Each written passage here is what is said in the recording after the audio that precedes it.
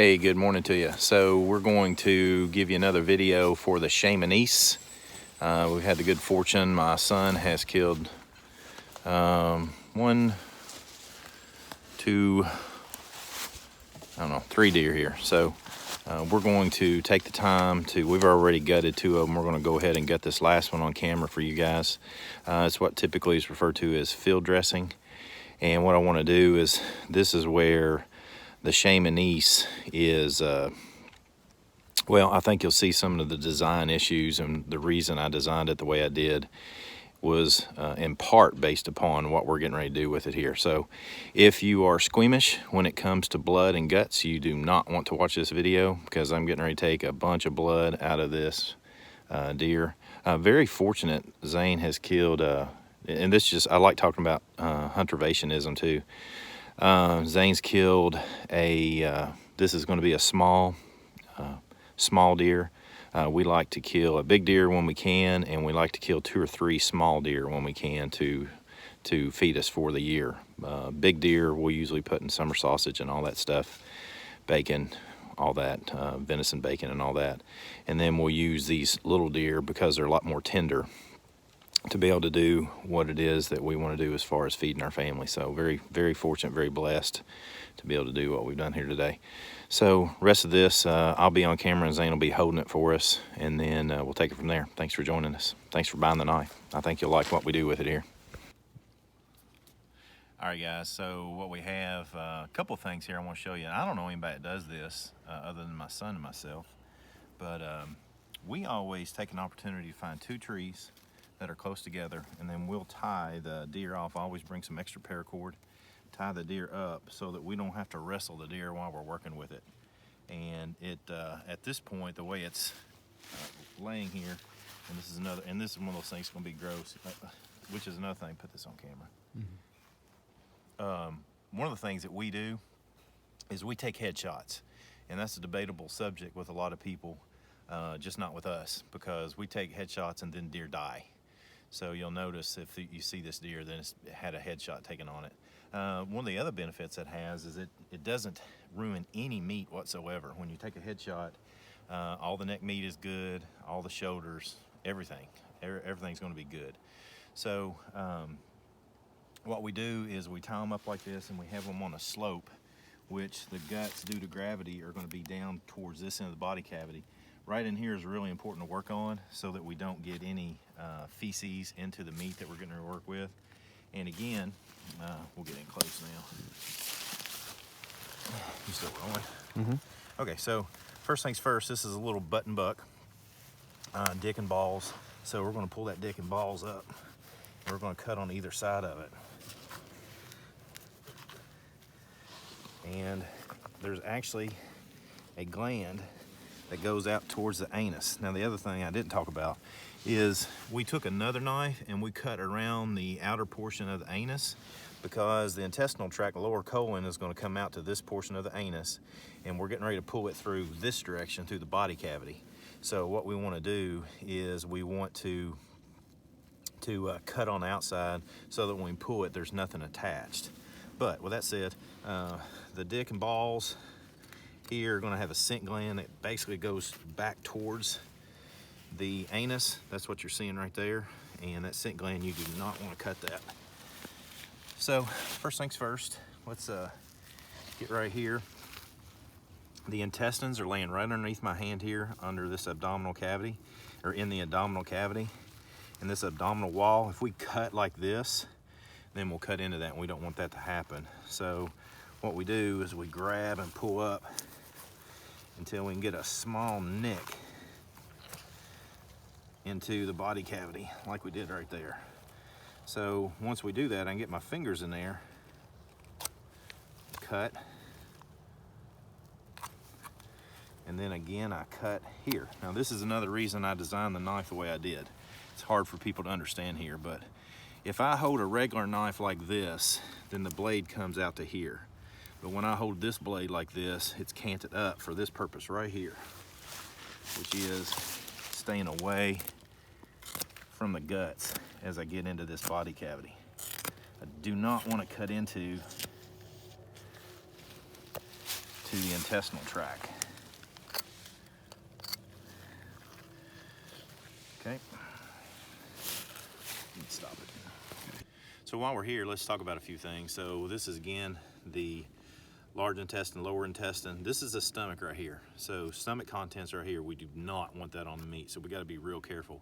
Again, think about it. That's why I've got the blade like this. That's why we have this blade shape, this point shape, because when we lay this in here and we're feeling it, this is going to be above the guts. It's not going to be dug down into it. If you have something like a clip point or something like that, that point is down towards the intestinal tract, and we don't want that. So basically what I do is I just reach in there till I create a cavity with my hand, and I cut up to the rib cage. When I get up to the rib cage, it'll come to a stop. So that's what's happened here. Now I can start pulling all these out. And right here, this is real important. Right in this area right here, this is all attached in the intestinal, in the abdominal cavity. There's a big artery coming right down through here. And when I cut it, you're gonna see that there's gonna be some blood come out. Unless, there it is. Not much left because they killed it in the head, shot it in the head, and everything's already come out of the cavity, which is good. That means it's bled out as much as it can. Now this is the intestinal tract. A lot of times you'll see this right here and it'll be, you know, an inch, 2 inches. That's because this animal did not have any feces in it, and what little bit is left is up inside here, right next to, get a good shot of this thing.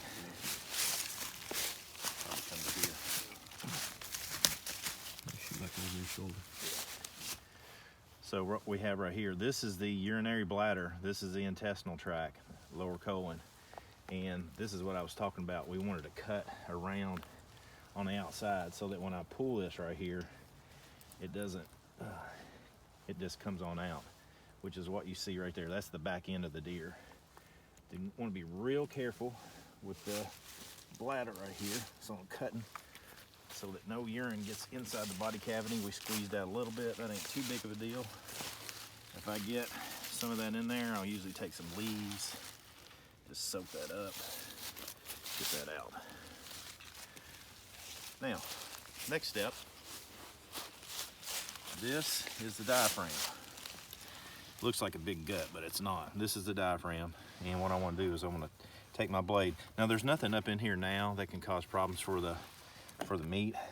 I want to cut that so I can stick my blade up in there, no problem. Same thing on the other side.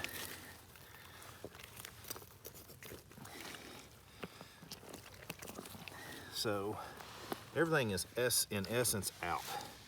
Let me show you another thing that this knife is going to be good for. Let me stop it. Good.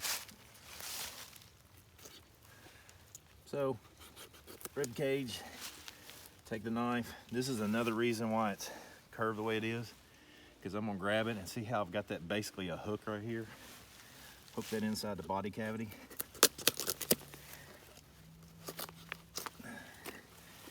Cut it out. So what you do now, another reason to have a long blade, is I'm gonna reach up in there and cut the throat as high as I can. And that's basically a handle.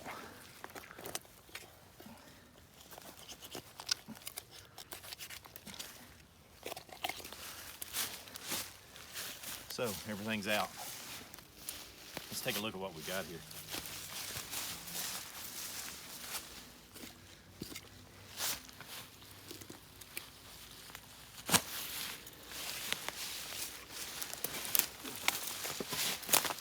Oops, sorry. Good. Good. Yep. So, just because it's biology class 2 with the Shemanese, this is lung tissue. There. These are the liver. This is the liver. One of the things I always do on any animal, because the liver is basically like a filter for a lot of toxins in the body, I'll check the liver out and make sure it looks healthy. And what you want is you want it to be smooth you definitely don't want a bunch of white spots on it. Splotchy white on the liver indicates illness, so I avoid that. Now, turn this over, intestinal tract.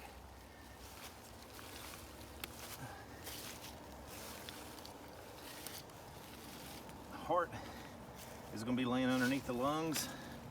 That's the heart, and again, this is a little deer, so it's a little heart. Get real close to the heart. I mean, where the lungs meet at the heart. You can cut right there. And that's basically a muscle. If you have a lot of confusion, I didn't show the kidneys and the spleen and all that. If you have a lot of confusion trying to find the heart, then just look for this triangle.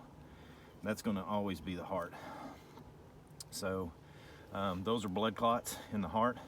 That's a good indicator that the deer was hit good and died nearly instantaneously.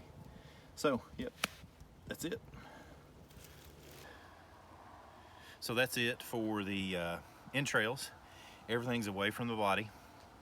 And now we're gonna go back in, split this pelvis out, because this is another thing I don't know anybody else does, and I don't know why. But first things first, let's get in here and get this gland out. I go down on either side of the gland. You can see that's in my hand right here. Gotta be real careful not to cut it right here. And you can typically, at this point, pull that on out. So that's out too. Last not least, go right down the center line into the pelvis. When you reach underneath here, there's a little bump inside the pelvic cavity right here. I take the tip of my blade, stick it down into my spine, and get it into that. This takes a little bit of practice if you're not used to it. Once you get that in there, which it slips like that,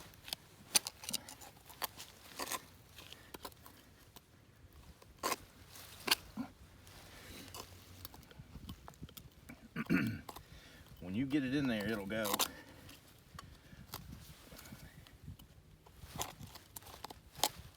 There it is. Maybe. There it is. So now the pelvis is wide open, and anything that might be left in there, which we did a good job, so nothing's left in there. So that's it, you all. Now what we'll do is, if you're interested, is we'll take these, hang them out, wash them out real good. If we were going to continue to hunt, which we're not, we got enough deer, we're done, is we'll take a stick, maybe about that far, stick it between the ribs and open it up, lay the deer on its spine and leave it out here while we continue our hunt. It doesn't bother the other deer, they'll still come in here. They'll get alarmed at times, but other than that, they'll be okay.